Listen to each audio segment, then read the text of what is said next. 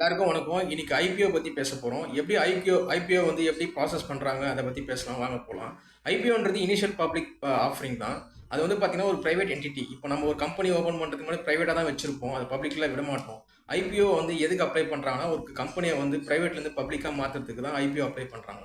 So இது IPO apply பண்றதுக்கு முன்னாடி அந்த கம்பெனி என்ன பண்ணுவாங்கன்னா, குரூப் ஆஃப் பீப்புளை ஹையர் பண்ணுவாங்க. அதாவது பார்த்தா financial advisers, lawyers, accountants, investment bankers, இவங்க கிட்ட வந்து அவங்க டீடைல்ஸ் எல்லாமே சப்மிட் பண்ணுவாங்க. இந்த மாதிரி ஃபினான்ஷியல் ஸ்டேட்மெண்ட்ஸ், இந்த மாதிரி ப்ராஃபிட் லாஸ், கம்பெனியோட இது என்ன எல்லாமே டீடைல்ஸ்லாம் எல்லாத்தையும் சப்மிட் பண்ணதுக்கப்புறம் இவங்க ஃபினான்ஷியல் அட்வைசர்ஸ் என்ன பண்ணுவாங்கன்னா, அதுக்கு ஒரு இஷ்யூ ப்ரைஸ் செட் பண்ணுவாங்க.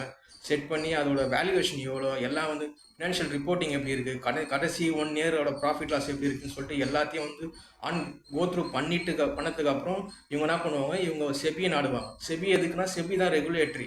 இவங்க அப்ரூவ் பண்ணாதான் வந்து கம்பெனி வந்து எக்ஸ்சேஞ்சில் லிஸ்ட் ஆகும். ஸோ இவங்ககிட்ட கொடுக்கும்போது இவங்க ஒரு செட் ஆஃப் டீம் வச்சிருப்பாங்க, கம்ப்ளைண்ட்ஸ் டீம் வச்சிருப்பாங்க. அவங்க பார்ப்பாங்க எதாவது இந்த ஐபிஓ வந்து கம்ப்ளைண்ட்ஸ் பாலிசிஸ் கண்ட்ரா வருதா இல்லையான்னு பார்ப்பாங்க. வந்ததுன்னா உடனே வந்து அப்ரூவ் பண்ணிட்டு உடனே வந்து இவங்க என்ன பண்ணுவாங்க, கம்பெனி கிட்ட ப்ரைவேட் கம்பெனி சொல்லுவாங்க இது மாதிரி ப்ராசஸ் ஆயிடுச்சு அப்படின்ட்டு. ஒன்ஸ் ப்ராசஸ் ஆயிடுச்சுன்னா இவங்க வந்து என்எஸ்சி எக்ஸ்சேஞ்சோ இல்லை பிஎஸ்சி எக்ஸ்சேஞ்சோ லிஸ்ட் பண்ணுவாங்க. பப்ளிக்கில் டேட் கொடுத்துருவாங்க. அந்த டேட்டில் வந்து இந்த ஸ்டாக் வெளியே வர மாதிரி பண்ணுவாங்க. அந்த டேட் வந்து ஒரு 3 நாள் 5 நாள் கழிச்சு தான் அந்த டேட். இப்போது ஃபைல் பண்ணுறாங்கன்னா, அப்ரூவ் ஆகிடுச்சுன்னா ஒரு 5 நாள் கழிச்சு தான் அந்த ஸ்டாக் வந்து இப்போ பப்ளிக்கில் வந்து எக்ஸ்சேஞ்சில் வந்து லிஸ்ட் ஆகும். ஸோ அதுக்கு முன்னாடி என்ன பண்ணுவாங்கன்னா, மார்க்கெட்டிங்லாம் பண்ணுவாங்க. அந்த மார்க்கெட்டிங் பண்ணுறதுல பார்த்தீங்கன்னா ரோட் ஷோஸ்லாம் போடுவாங்க. போட்டு அவங்க கம்பெனியோட க்ரோத் என்ன, அவங்களோட அவேர்னஸ் கொடுப்பாங்க கஸ்டமர்ஸ்க்கு. இந்த மாதிரி ஆஃபர்ஸ் இருக்குது, இந்த மாதிரிலாம் நாங்கள் பண்ணியிருக்கோம் அப்படின்னு சொல்லுவாங்க. இது சொன்னதுக்கப்புறம் மக்களுக்கும் நிறைய அவேர்னஸ் வரும். ஒன்ஸ் இந்த 3 நாள் இதுலேயே முடிஞ்சு, இந்த 3 நாள் அதுக்கப்புறம் என்ன ஆகும்னா, அந்த 3 நாளில் வந்து பார்த்தீங்கன்னா QIBஸ்ன்னு சொல்லுவாங்க. அப்போ குவாலிட்டி இன்ஸ்டிடியூஷனல் பையர்ஸ்ன்னு சொல்லுவாங்க. அவங்க HNIக்கு கொடுப்பாங்க. அப்புறம் வந்து ரீட்டைல் இன்வெஸ்டர்ஸ், இவங்க 3 பேர் தான் இதை வாங்குவாங்க, சப்ஸ்கிரைப் பண்ணுவாங்க.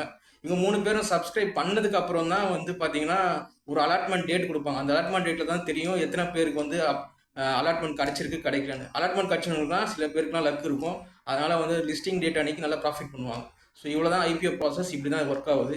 இதை பற்றி வேறு ஏதாச்சும் டவுட்டோ இது இருந்தால் கமெண்ட்ஸில் சொல்லுங்கள். தயவு செஞ்சு எதனா லைக்ஸ் போடுங்க, ஷேர் பண்ணுங்கள், சப்ஸ்கிரைப் பண்ணுங்கள் சேனலை. தேங்க்யூ.